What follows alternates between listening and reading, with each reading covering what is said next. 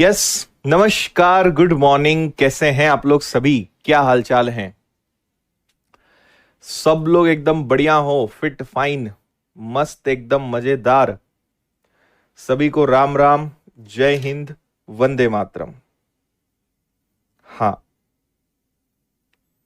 Board अपना भी start हो रहा है। कुछ दिक्कत आ रही थी, हैंग हो रहा था, तो उसको रीस्टार्ट करा, इसीलिए थोड़ा सा टाइम लग गया। ठीक है, तब तक सुनाओ अपने अपने हालचाल। सब कुछ बढ़िया? ऑक्सीजन लेवल ठीक ठाक है? घर पे सब लोग बढ़िया हैं? हम्म। मस्त। ट्रक भर भर के आशीर्वाद है, बिल्कुल। हाँ, अब बोर्ड चालू हो गया है अपना फिर से।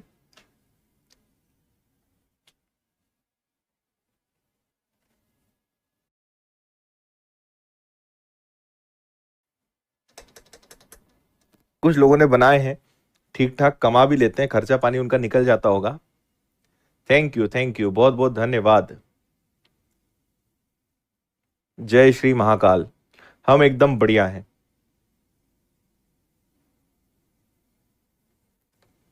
ठीक है, मस्त।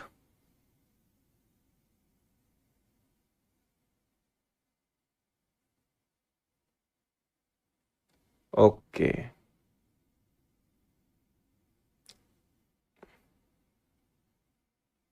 ठीक है भाई। बहुत तेजी से कमेंट जा रहे हैं यार, बहुत ही ज्यादा रफ्तार से। देखना चाहोगे किस रफ्तार से कमेंट चल रहे हैं? ये देखो, इतने तेज कमेंट चल रहे हैं तुम्हारे।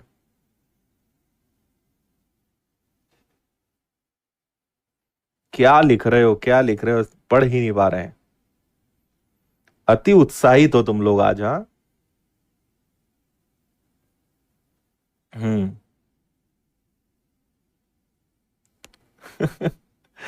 चलो, कमेंट्स को आराम दो, शुरू करते हैं। कोई कड़ी चावल लिख रहा है, क्या क्या लिख रहे हो? एक एक शब्द दिखाई दे रहा है बस। ऑक्सीजन लेवल मस्त हो जाता है। ठीक है, मस्त है। चलो, कमेंट्स को बंद कर देते हैं, फुल स्क्रीन करते हैं। यहां ध्यान दीजिए आप जरा। आप भी अब रुक जाओ जरा, फुल स्क्रीन करो। आपको कल मैंने इसका बेसिक बताया था, द्विघात समीकरण का, आपको याद होगा। और मैं ऐसा विश्वास कर रहा हूं कि आपने इसको एक बार रिवीजन भी कर लिया होगा, है ना? आज हम इससे जुड़े हुए क्वेश्चन सॉल्व करेंगे। मैंने आपसे कहा था कि एक क्लास में खत्म हो जाएगा, लेकिन ये एक क्लास में नहीं खत्म होगा, एक क्लास और लगेगी। यानी कल हम और पढ़ेंगे, तब जाके अपना ये चैप्टर जो है समाप्त होगा। ठीक है जी? हम्म। ओके। हाँ जी, कल हम खजराना मंदिर गए थे, पूरी फैमिली, बिल्कुल। ओके, चलिए। देखिए, आज से क्वेश्चन स्टार्ट करते हैं। तो ये रहा आपका पहला सवाल। मैं ये मानकर पढ़ा रहा हूं कि आपको कल जो मैंने बताया था, आपने उसको पूरा रिवीजन कर लिया होगा, है ना? अब कमेंट को बंद करें, फुल स्क्रीन करें और क्वेश्चन सॉल्व करेंगे। आ जाइए अब सब लोग यहां।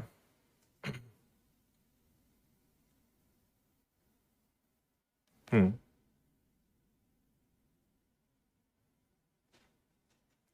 ओके,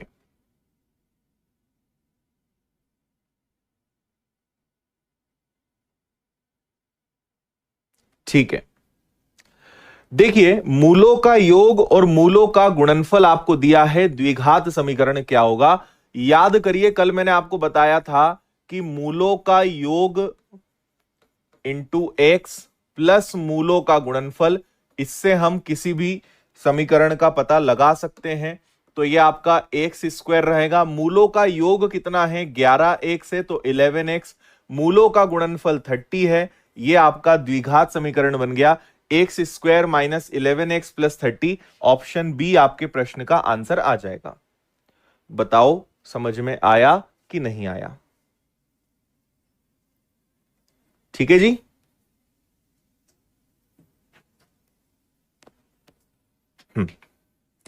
आगे बढ़ते हैं, नेक्स्ट क्वेश्चन को देखिए। X square plus 5x minus 4 बराबर 0 है, तो x का मान क्या होगा? बोलो।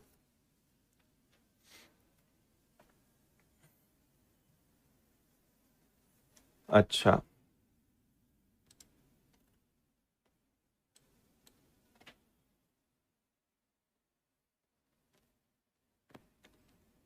ठीक है। टीचर्स डे का वीडियो आ जाएगा मोटिवेशन वाली चैनल पर।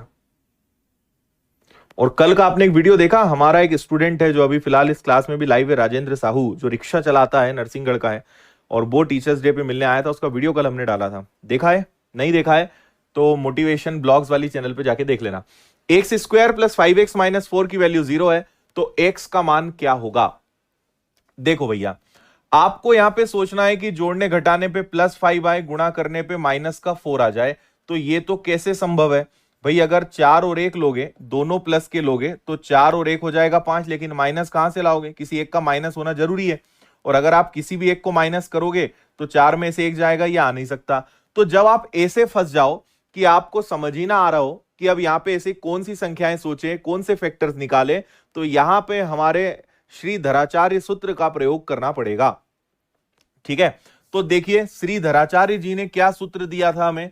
उन्होंने बोला था कि माइनस बी, फिर ले लो प्लस माइनस, फिर ले लो आप B square minus 4ac upon में कितना आ जाएगा 2a। जिसका कोई इलाज नहीं, उसका इलाज है श्रीधराचार्य सूत्र। ठीक है, तो आपको यहां पे देखना पड़ेगा कि x square plus 5x minus 4 is equal to 0 है, तो यहां a की वैल्यू क्या मानी जाएगी? 1, b की वैल्यू क्या मानी जाएगी? 5, c की वैल्यू क्या मानी जाएगी? माइनस का 4। इनकी वैल्यूज को हमें यहां रखना है। तो b की वैल्यू क्या हो जाएगी? माइनस का 5, क्योंकि माइनस 5 है, प्लस या माइनस लगा लो। b का स्क्वायर यानी 5 का वर्ग 25, और माइनस का 4ac, 4a और c, है ना। और नीचे क्या आ जाएगा? 2a, तो 2 इंटू ए।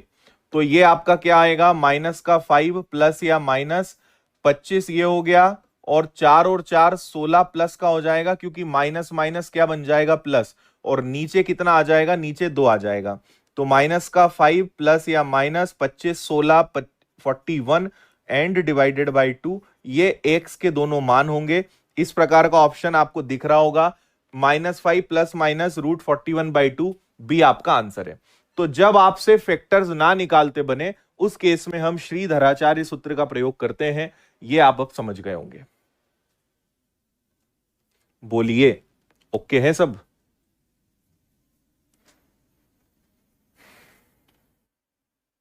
हाँ,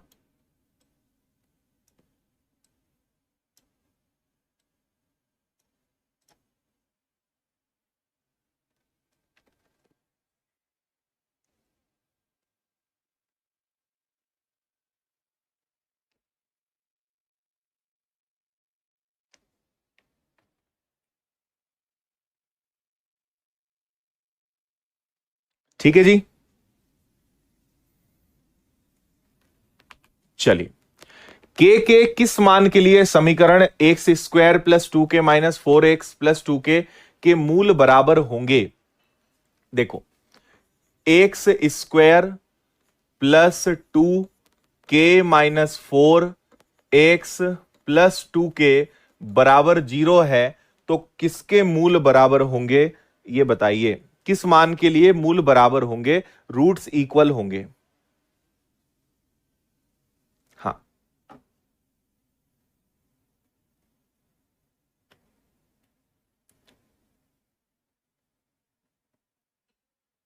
ठीक है जी।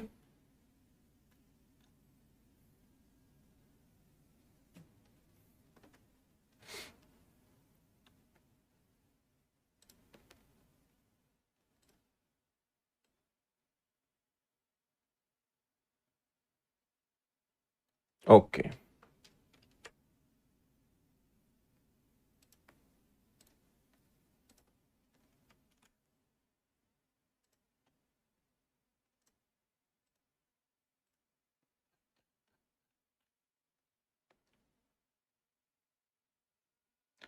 चलो देखो, आप एक चीज देखो, मैं आपको सबसे फर्स्ट स्क्रीन पे जो है वो दिखाता हूं। आपसे कहा है कि मूल बराबर होने चाहिए, है ना, इनके जो मान है वो बराबर होना चाहिए। ये इमेजिनरी यानी काल्पनिक और असमान है, ये रियल है और इक्वल है। इक्वल का मतलब क्या होता है, समान होता है, और रियल और अनइक्वल है। हमें समान चाहिए, तो ये समान या इक्वल कब होगा, जब बी स्क्वायर माइनस 4ac अपने आप में किसके बराबर होगा, 0 के होगा। मूल समान कब होंगे, मूल इक्वल कब होंगे, जब बी स्क्वायर माइनस 4ac का मान किसके बराबर होगा, 0 के बराबर होगा। ऐसे केस में इनकी जरूरत पड़ती है ना। तो बी स्क्वायर माइनस 4ac किसके बराबर होना चाहिए, 0 के। तो हम बोल सकते हैं कि बी स्क्वायर किसके बराबर होगा, 4ac के, उधर चला जाएगा। यहां पे ये b की वैल्यू है, इसको b माना जाएगा। a की वैल्यू यहां पे 1 है और c की वैल्यू यहां पर ये है, और a की वैल्यू क्या मानी जाएगी, 1 मानी जाएगी। रख दो वैल्यू, इसका स्क्वायर करना पड़ेगा। तो 2k माइनस 4 का होल स्क्वायर बराबर में 4ac। ठीक है जी। तो 2 का वर्ग कितना हो गया, 4। a माइनस बी, ए का स्क्वायर प्लस बी का स्क्वायर माइनस 2ab, है ना, ये ऐसे हो जाएगा। तो ये क्या बन जाएगा, ये 8k बन जाएगा, और इधर आपका 8 आ जाएगा। 4 का गुणा करोगे 4k square plus 64 plus 32k बराबर में कितना हो गया, 8, है ना। और आगे बढ़ो तो ये हो गया आपका 4k स्क्वायर, फिर ये 8 इधर आके घट जाएगा, तो ये बचेगा आपका माइनस का 32k, और 64 में से 8 चला जाएगा, तो ये बचेगा आपका 56 बराबर 0। हाँ या ना। अब इस सब को मुझे बताओ कि क्या पूरे को 4 से भाग दिया जा सकता है, पूरे समीकरण में 4 का भाग दे सकते हैं। तो हमारे पास बचेगा k स्क्वायर, 4 का भाग इसमें देंगे तो 4 इंटू 8 32 यानी 8k। इसमें 4 का भाग दोगे तो ये कितना हो जाएगा आपका, 14 इंटू 4 56, है ना। ठीक है, यहां तक 16 गुणा 4 हो गया 64, 4 का दुगना हो गया 8। ओके, 4 और ये और 64 में से 8 गया 56, 4 से भाग देंगे तो ये आपका 14 आ जाएगा, है ना, ये आ गया, और इक्वल में 0। बताओ यहां तक ठीक है बात।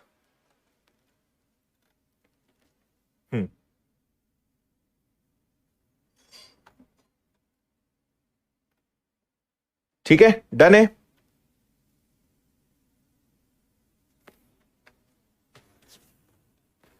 एक मिनट, कुछ गड़बड़ हो रहा है क्या। अरे यार, अपन 2 क्यों ले रहे हैं, 2k लेना पड़ेगा ना, 2k लेना पड़ेगा, तो ये 8k होगा। c की वैल्यू पूरी 2k आएगी ना, तो ये भी 8k, ये भी 8k, तो ये गलत हो जाएगा, ये भी गलत हो जाएगा। तो आपका ये क्या बनेगा, 4k स्क्वायर, ये 8 इधर आके माइनस हो जाएगा, तो ये माइनस का 40k बन जाएगा, और प्लस 64 बनेगा, और इज इक्वल टू 0। अब आप इस पूरे समीकरण को 4 से भाग दे दो। ये केवल 2 लिया था, जबकि हमें 2k लेना था, और आप भी नहीं बता रहे हो, है ना। पूरे समीकरण में आप 4 का भाग देंगे तो ये हो जाएगा आपका केवल k स्क्वायर, ये वाला हो जाएगा आपका 10k, और ये वाला आपका क्या हो जाएगा, 16।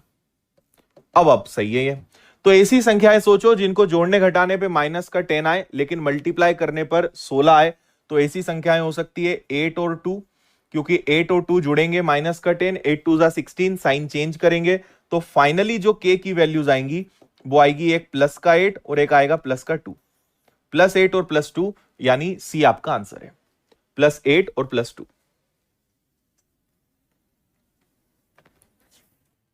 बोलिए, ठीक है बात।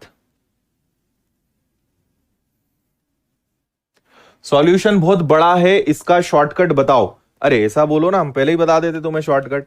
इसका शॉर्टकट ऐसा होता है, अगर आपको इसका आंसर तुरंत लाना है बिना किसी मेहनत के, तो एक लिखो ए, एक लिखो बी, एक लिखो सी, एक लिखो डी। आप जिस भी भगवान को मानते हो आंख बंद करो, उनको याद करो, है ना, और बोलो कि हे भगवान, जितने भी मैंने पाप करे उनको माफ करो, और मेरा तुक्का सही लगाओ। और आंख बंद करके जिस पे तुम्हारा हाथ रुक जाए, है ना, जैसे मेरा हाथ तो सी पे ही रुकेगा, तो सी आपका आंसर हो जाएगा। इससे बढ़िया शॉर्टकट ना कभी बना है ना कभी बनेगा, है ना। ये सब बेकार चीज है, ये करने से कोई मतलब नहीं है। बढ़िया चारों ऑप्शन लिखो, और अच्छा गेम को बनाना हो तो पहले कहीं सबको इधर उधर लिख दो, किसी को भी कहीं भी लिख दो, और जहां हाथ रुक जाए वो आपका आंसर। तो आपके और भगवान के बीच में ही ये बात रहेगी, बाकी तो कोई समझ ही नहीं पाएगा इस खेल को। तो इससे बेहतरीन शॉर्टकट आपको नहीं मिलेगा। ये सब बकवास चीज है, ये क्या सॉल्यूशन वॉल्यूशन में लगे हो। ठीक है, रोज आप दिन भर इसकी प्रैक्टिस करो और आप देखो कितना अद्भुत इंप्रूवमेंट आता है। और ये हर विषय में शॉर्टकट लगेगा, ये सिर्फ मैथ्स में नहीं, आप इसको किसी भी विषय में लगा सकते हो। ठीक है, चलो आगे बढ़े। अगला क्वेश्चन देखिए, नाम तो नहीं बताऊंगा इस लड़के का जिसने शॉर्टकट पूछा है।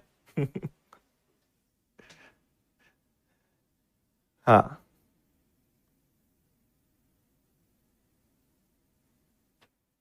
अरे 8 के क्या होगा तुम्हारा, तुमसे शॉर्टकट कहां बताएं, तुमसे यही समझ नहीं आता है। 8 के इधर आके माइनस हो जाएगा, तो -8 के और -32 -40 बन जाएगा ना। इतनी सी बात तो समझ आती नहीं, हो शॉर्टकट पूछते हो। ठीक है, हाँ।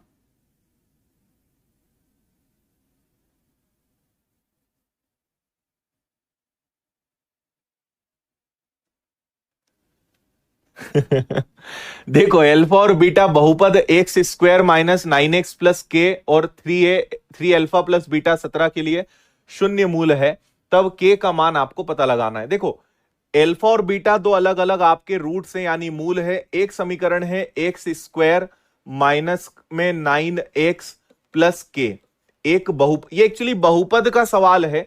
मैंने आपसे कहा था कि जहां पे बराबर में जीरो ना हो वो अपने आप में क्या होता है, एक बहुपद होता है, पॉलिनोमियल होता है। और एक और हमारे पास एक समीकरण भी है जहां पे क्या लिखा हुआ है कि 3 अल्फा प्लस बीटा अपने आप में किसके बराबर है, 17 के बराबर है। तो आपको देखो, पहले आपको अल्फा और बीटा का मान पता लगाना पड़ेगा, फिर इस अल्फा और बीटा के मान जब आप यहां रखोगे तो आपको के का मान पता चलेगा। बात समझ में आ रही है? हम्म।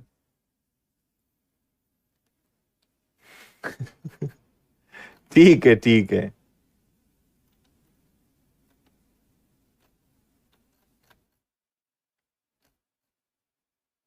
हाँ भाई बोलो।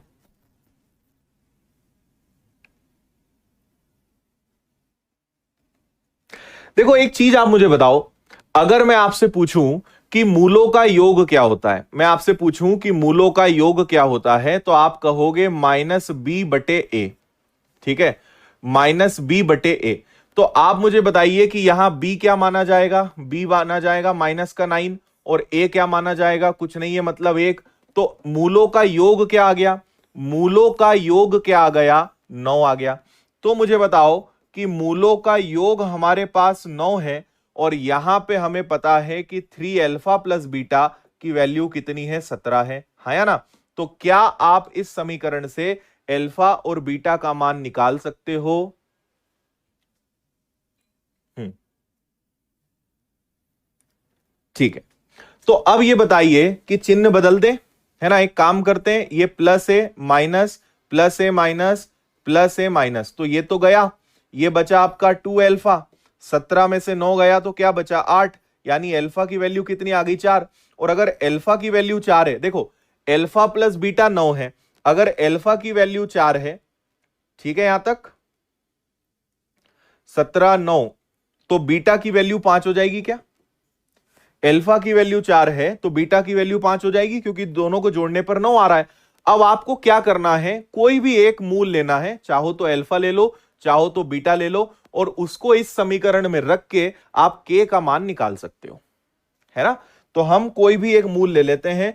तो हमने कहा कि भैया एक्स स्क्वायर -9x+k बराबर 0 है। तो हम एक मूल हमारे पास 4 है, अल्फा की वैल्यू मैं 4 ले रहा हूं, यानी ये क्या है, एक्स के ही तो मान है, 4 भी मान है 5 भी मान है, ये अल्फा और बीटा ही तो है, इनमें कंफ्यूज नहीं होना, है ना। तो एक्स की वैल्यू 4 रख दो, 4 का वर्ग हो गया 16, 9 गुणा 4 हो गया प्लस के हो गया बराबर में 0। 9 और 4 36, 36 में से 16 गया, माइनस का 20 उधर गया, तो के की वैल्यू 20 आ जाएगी। ये आपका आंसर है ऑप्शन डी, के की वैल्यू 20।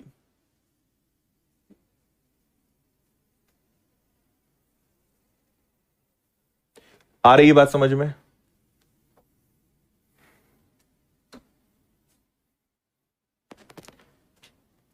बोलो, ठीक है बात।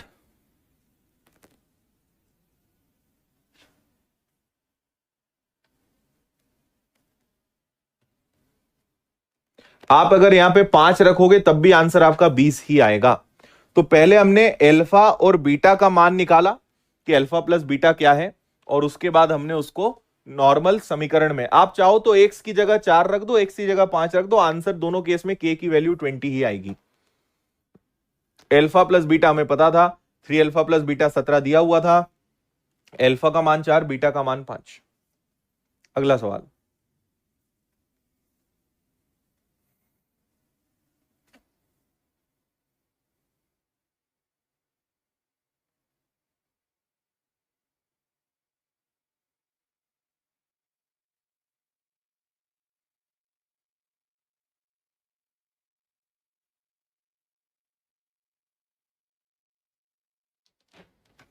हम्म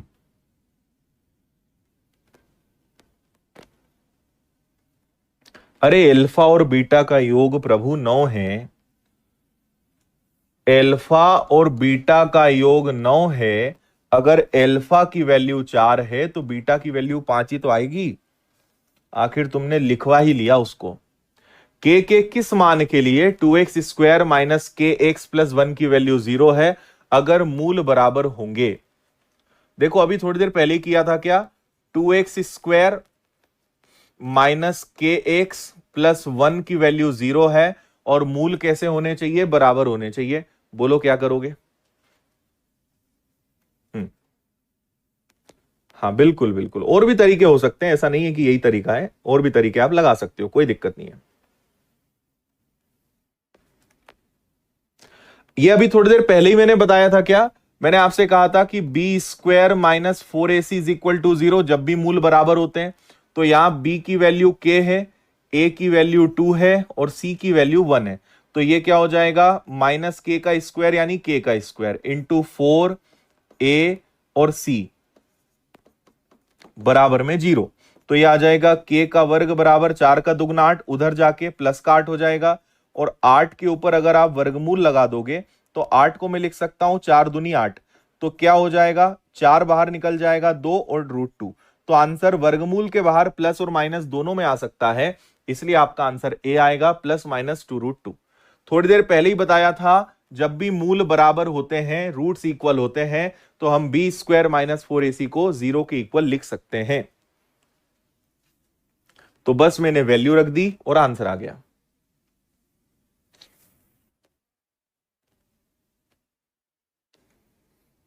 समझे सभी लोग।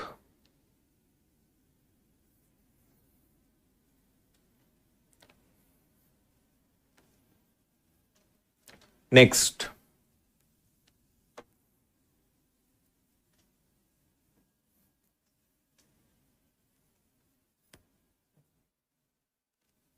हाँ बिल्कुल, ठीक है Shivam. mx² minus 2x plus 4 की वैल्यू 0 है और x² minus 4x plus n की वैल्यू 0 है, में समान मूल 3 है, तब m का मान क्या होगा, तब माइनस m का मान क्या होगा। अच्छा यहां पे एक छोटी सी टाइपिंग एरर है, नीचे आपको दिखेगा n माइनस एम, यहां n आएगा, n माइनस एम क्या आएगा, है ना। देखो दो समीकरण हैं, एक है mx² minus 2x plus 4 is equal to 0, और दूसरा है x² minus 4x plus n is equal to 0 का एक मूल 3 है। अब आपको पता है मूल यानी अल्फा बीटा, मान लो अल्फा 3 है तो अल्टीमेटली ये x की ही वैल्यू है ना, तो x की जगह क्या रख दोगे, 3 रख दोगे। तो दोनों जगह क्या रखोगे, x की वैल्यू 3 रखोगे। इसमें भी x की जगह 3 रखो, इसमें भी x की जगह 3 रखो। इससे आपको m का कोई मान मिलेगा, इससे n का कोई मान मिलेगा, और फिर n में से m घटाना है। जल्दी से हल करके बताओ क्या आएगा, फास्ट। एक मूल अगर 3 है यानी x का मान 3 है। करो जल्दी से सॉल्व।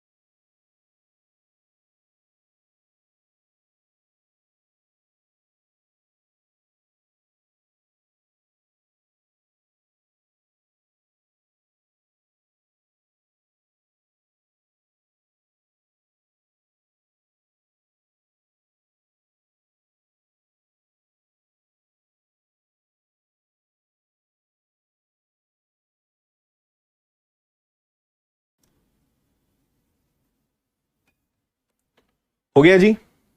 हाँ, देखो यहां पे आप रखोगे तो ये आ जाएगा एम एक्स का स्क्वायर। एक्स का स्क्वायर मतलब यहां पे क्या हो गया, एक्स की वैल्यू 3 लेना है, 3 का वर्ग 9, फिर 3 का दुगना क्या हो जाएगा, 6 + 4 = 0। देखो 6 और 9 सॉरी, ये हो जाएगा आपका 9m, और ये हो जाएगा आपका कितना, -2, यानी 2 उधर चला जाएगा, 6 में से 4 -2, तो m की वैल्यू कितनी आ गई, m की वैल्यू आ गई आपकी 2/9।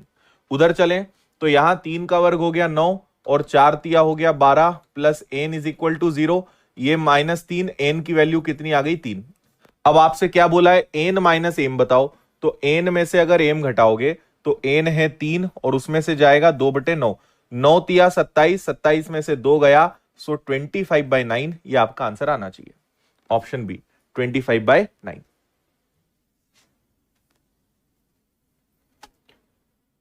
बोलिए, बात समझ गए?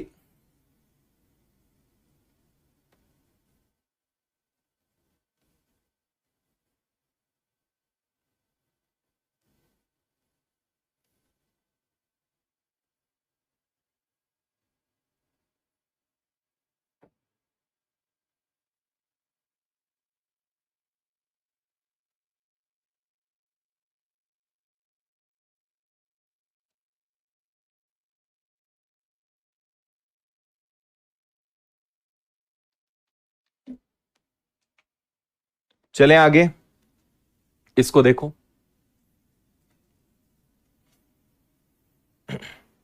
हाँ, कुछ लोग बोल रहे हैं 2 क्लास सेम टाइम पे चल रही है, आपका सैटरडे तक का शेड्यूल ऐसे ही चलेगा, क्योंकि आप लोग काफी कुछ डिमांड करते रहते हो और शेड्यूल सेट नहीं हो रहा है। सैटरडे के बाद फिर आपका शेड्यूल चेंज हो जाएगा, तब तक एक क्लास आप लाइव देख लो, एक रिकॉर्डेड देख लो। आज वैसे भी थर्सडे, 2 दिन की और बात है।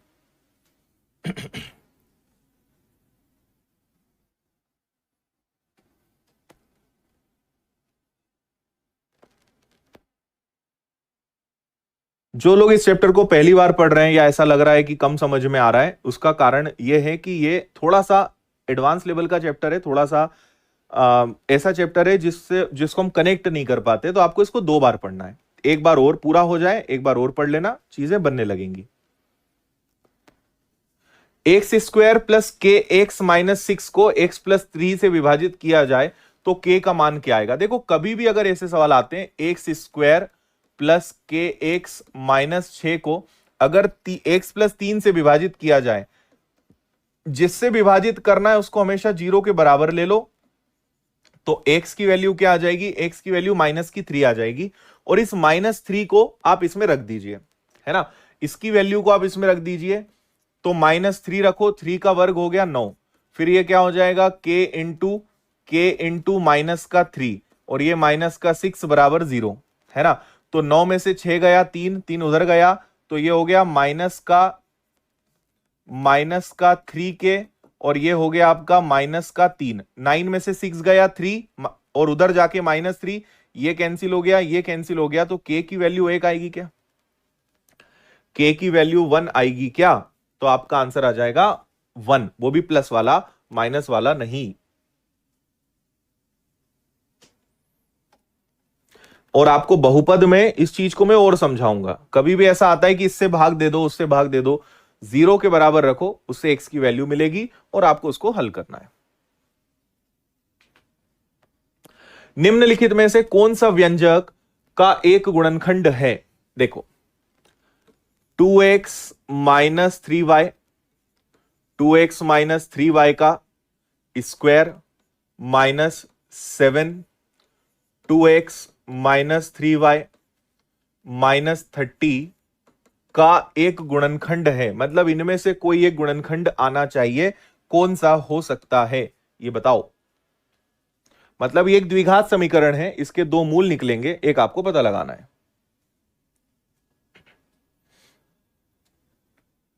x+3 को 0 के बराबर लिखते हैं हमेशा, ऐसा करना पड़ता है।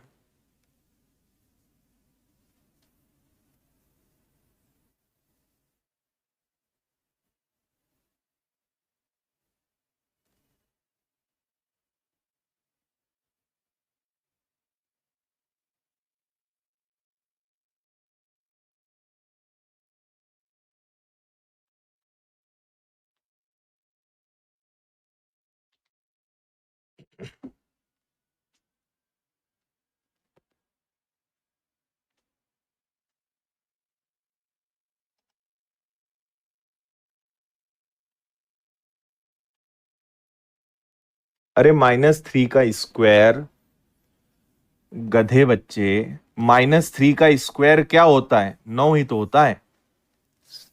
तुम लोग स्कूल में एडमिशन ले लो, अभी भी समय है, अभी वैकेंसी आने में टाइम है। कहीं स्कूल में एडमिशन मिलता हो तो 100 200 1000 ज्यादा देके एडमिशन ले लो, बहुत खतरे में है तुम्हारा भविष्य। और जितनी पहली दूसरी क्लास में मिले तो और अच्छा। हाँ भैया, क्या करें? चलो मेरी बात समझना, हम इसको पहले थोड़ा सा शॉर्ट करने के लिए एक काम करते हैं। आपको ये जो दिया है ना 2x-3y, 2x-3y, आप इसको कुछ भी मान लो, आप इसको जो मर्जी आए मान लो, अल्फा बीटा के। इसको अपन लिख लेते हैं कि माना इसको हम थोड़ी देर के लिए क्या लिख रहे हैं, इसकी जगह पे हम के लिख रहे हैं। तो ये क्या बनेगा? ये आपका बन जाएगा के का स्क्वायर, है ना। ये बन जाएगा आपका 7k, और वो बन जाएगा आपका 30 = 0। अब जरा इसको हल करो, सोचो ऐसी कौन सी संख्याएं होंगी जिनको जोड़ने घटाने पे -7 आए और गुणा करने पर 30 आए। सोचो ऐसी कौन सी संख्याएं होंगी। तो आप बोलोगे सर -10 हो सकता है और +3 हो सकता है, क्योंकि 10 में से 3 जाएगा, 10 में से 3 जाएगा तो -7 मल्टीप्लाई होने पे +30। साइन चेंज करेंगे तो साइन चेंज करने पे क्या आ जाएगा? अच्छा साइन चेंज मत करो, ये ऐसे ही रहेगा भाई। एक हो जाएगा k-10 और एक होगा k+3, ये दोनों 0 के बराबर होंगे। साइन हम कब चेंज करते हैं? जब हम इनको 0 के बराबर लिखते हैं, लेकिन आप इनको ऐसे रहने दो।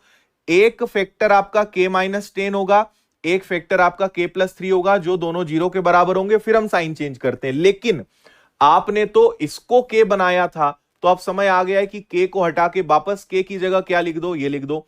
तो ये हो जाएगा आपका 2x+3y -10, और ये हो जाएगा 2x+3y+3। ये एक्चुअल में दो गुणनखंड हैं, दोनों फैक्टर्स हैं, तो इनमें से कोई ना कोई एक ऑप्शन में जरूर होगा। 2x+3y, 2x-3y, क्या 2x-3y -10 है, और 2x+3y है नहीं, ये वाला एक गुणनखंड है। ये आपका आंसर आएगा। आया?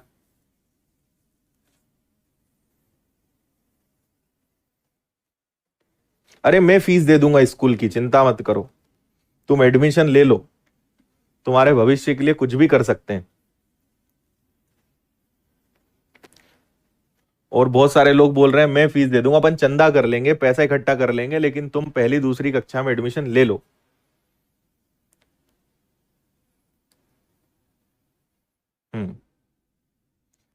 आया? एक -10 एक +3 है, तो एक्चुअली k-10 और k+3, k की जगह आप ये रख दोगे, इस k की जगह ये रख दोगे, दोनों में से एक ऑप्शन डेफिनेटली है। बस यही आपका आंसर है, इसी बात पे आगे बढ़ेंगे।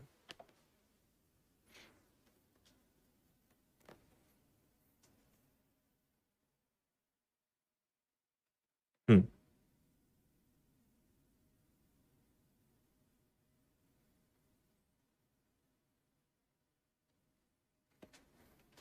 एल्फा और बीटा द्विघात बहुपद x² + 2x-3 के शून्य है, तब α² बीटा स्क्वायर अल्फा का मान ज्ञात करें। यह थोड़ा एक अच्छा तगड़ा सवाल है। हम्म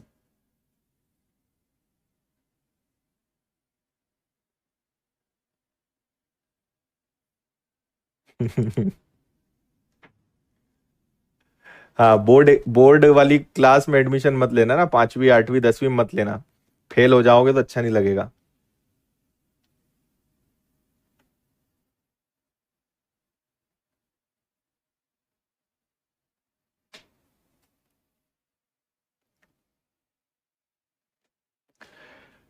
देखो, एल्फा बीटा द्विघात बहुपद के शून्य है, तब α² और β² का मान क्या होगा? पहले तो आप एक चीज देखो, जैसे यहां लिखा हुआ है कि α² बीटा और स्क्वायर अपॉन एल्फा, तो इनका अगर एलसीएम लें तो ये हो जाएगा एल्फा इंटू बीटा, तो ये बनेगा एल्फा का क्यूब प्लस हो जाएगा बीटा का क्यूब, है ना।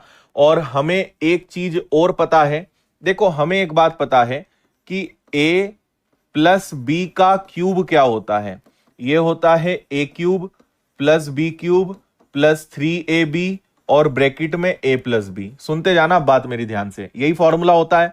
अब अगर मैं आपसे पूछूं कि बताओ इसका फॉर्मूला क्या होगा, तो इसका फॉर्मूला क्या हो जाएगा, ए क्यूब प्लस बी क्यूब यही रहेगा, ये उठ के इधर आ जाएगा, तो ये क्या हो जाएगा a प्लस बी का क्यूब, और जब ये पूरा उठ के इधर जाएगा तो माइनस का 3ab और a प्लस बी, अंदर का चिन्ह नहीं बदलेगा, है ना। तो देखो a cube plus B cube, alpha का क्यूब प्लस बीटा का क्यूब, तो क्या इतने की जगह हम ये लिख सकते हैं, तो ये क्या हो जाएगा एल्फा प्लस बीटा का cube minus 3 alpha beta alpha plus beta. इसकी जगह पे मैंने ये लिख दिया ए क्यूब प्लस बी क्यूब, ए क्यूब प्लस बी क्यूब, ए प्लस बी का क्यूब माइनस 3ab ए प्लस बी माइनस 3ab ए प्लस बी, ये बात हो गई अपनी। और नीचे आपके पास क्या चल रहा है, नीचे चल रहा है एल्फा इंटू बीटा, बोलो हाँ या ना। अब ये ऐसा क्यों करा, आपके मन में ये सवाल भी आएगा। ऐसा हमने इसलिए करा क्योंकि हम मूलों का योग भी निकाल सकते हैं और मूलों का गुणनफल भी निकाल सकते हैं। तो alpha plus beta alpha into beta मान रख के पूरा प्रश्न आराम से हल हो जाएगा। यस, हाँ ठीक है भाई, चलो तो अब आ जाओ अपने समीकरण पे। आपसे क्या बोला था, x square plus 2x minus 3, तो यहां पे एल्फा प्लस बीटा क्या होता है माइनस बी बटे एल्फा गुणा बीटा क्या होता है सी बटे ए। तो आपको यहां पे क्या करना है, b की वैल्यू क्या होगी माइनस का 2, और a क्या है 1 है तो उसको रखने की जरूरत नहीं है। c बटे a क्या होगा माइनस का 3 और a रखने की जरूरत नहीं है। तो जहां एल्फा प्लस बीटा लिखा है वहां माइनस 2 रख दो, जहां एल्फा गुणा बीटा लिखा है वहां माइनस का 3 रख दो, है ना। तो alpha plus beta, alpha plus beta क्या आएगा माइनस 2 का घन माइनस 3 एल्फा गुणा बीटा, एल्फा गुणा बीटा क्या हो जाएगा माइनस का 3 और ब्रैकेट में एल्फा प्लस बीटा यानी माइनस का 2। नीचे आ जाओ, एल्फा गुणा बीटा मतलब माइनस का 3, बस मान रख रहे हैं और कुछ नहीं कर रहे हैं अपन लोग, है ना। तो 2 का घन क्या होगा माइनस का 8, है ना। अब 3 एल्फा बीटा अल्टीमेटली है तो सब गुणा में, तो ये हो जाएगा माइनस माइनस तो प्लस हो जाएगा, लेकिन 3 3 माइनस है तो 3 तिया 9 दूनी 18, और नीचे क्या आ जाएगा माइनस का 3।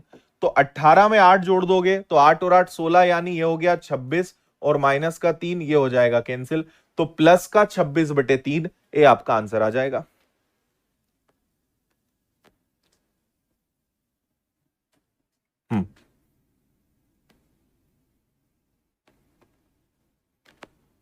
बोलिए, बात समझ में आई।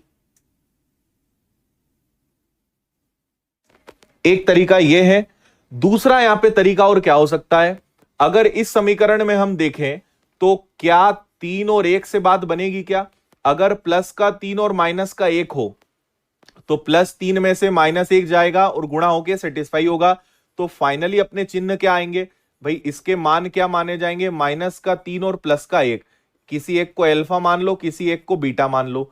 क्या ऐसा रखने से आंसर आ सकता है क्या, एल्फा का स्क्वायर यानी 3 का वर्ग 9, बीटा मतलब 1, फिर बीटा का स्क्वायर यानी 1, और एल्फा मतलब क्या हो जाएगा, एल्फा मतलब हो जाएगा आपका 3। ठीक है भैया, चलो एलसीएम क्या आ जाएगा, एलसीएम आ जाएगा आपका माइनस का 3, तो ये आ जाएगा आपका कितना 27, माइनस का 27, और ये हो जाएगा आपका कितना माइनस का माइनस माइनस यानी प्लस का 1, तो ये आ जाएगा माइनस का 26 बाय माइनस का 3। इससे भी बात बन रही है, आप ये मत करो, छोड़ दो इसको, आप तो इससे आंसर लाओ। देखो अगर हम इसको भी छोड़ दो, अगर इस वाले समीकरण में मैं आपसे पूछूं कि एल्फा और बीटा के मान बताइए, तो 3 और 1 से बात बन जाएगी, हाँ या ना, 3 और 1 से बात बन जाएगी। तो 3 और 1 को बदलोगे तो वो आ जाएगा माइनस का 3 और प्लस का 1, तो आपको कुछ नहीं करना है, एल्फा स्क्वायर अपॉन बीटा और बीटा स्क्वायर अपॉन एल्फा। तो एल्फा की जगह रखो -3 का वर्ग बटे 1 और बीटा की जगह रखो 1 का वर्ग बटे -3 और इसको हल कर लो। ये मैंने इसी को हल करा है, इसको हल करोगे तो भी डायरेक्ट 26/3 आंसर आ रहा है। ये आपके लिए ज्यादा इजी रहेगा बजाय जो मैं बता रहा था। This is much better. Okay, इसके मूल आ गए +3 माइनस, लेकिन फाइनल क्या आएंगे चिन्ह बदलने पर? तो एक को अल्फा एक को बीटा मान लो, ये मूल ही तो है, रूट्स ही तो है। तो जहां अल्फा लिखा है वहां -3, जहां बीटा लिखा है 1 और -3। हल करोगे, ये हल करके मैंने बता दिया, आंसर आपका 26/3 आ जाएगा। इससे भी बात बन रही है तो ये ज्यादा अच्छा है। ओके,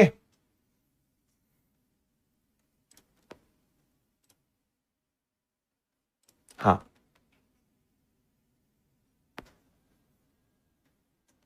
ठीक है। चलो, तो आज का सेशन मैं यहीं पे एंड कर रहा हूं, थोड़ा सा 2-4 मिनट जल्दी। कल हम वापस से मिलेंगे, कल इस चैप्टर को और आगे बढ़ाएंगे।